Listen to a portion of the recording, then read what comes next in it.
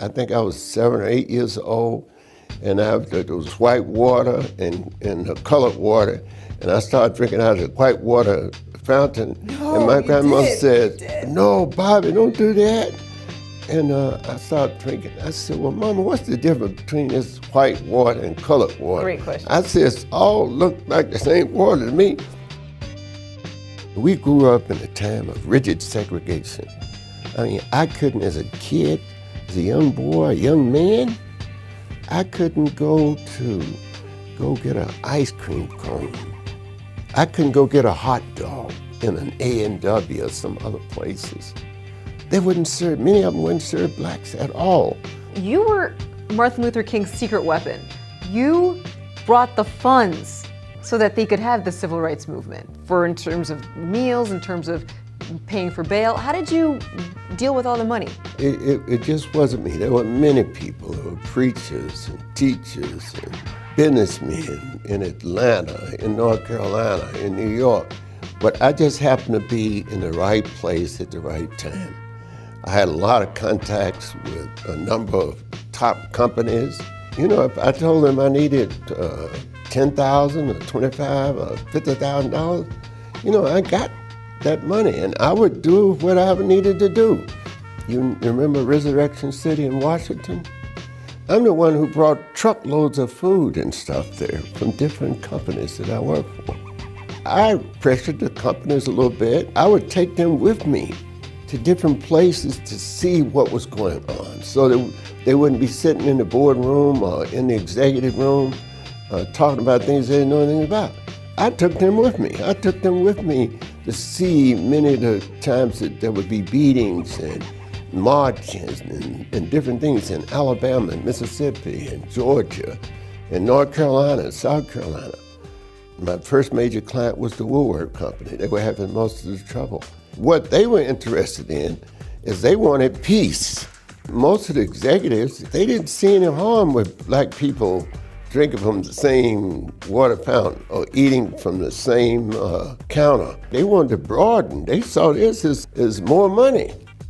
George Johnson, it's a black-owned company. He had started the company, but he could never get into Woolworth stores, you know, to sell his products. Oh, he'd sell his products. Next week or two, I'm in New York, and I'm meeting with the chairman of the board and the vice president of PR.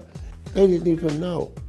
And he said, "Well, Bob, you put people in these different companies in touch with us. We'll take it off. We'll put them in all our stores." And his products were? His products were in Woolworth stores. Wow. Why did you join Nixon's administration? Did you get some, I guess, blowback from like Democrats or civil rights leaders who felt that maybe you should have been aligned with Democrats who believe in government assistance versus Republicans? So one day I met Clarence Towns, and Clarence Towns was the senior black on the staff of the Republican National Committee. And they said, "Man, we need you to work with us."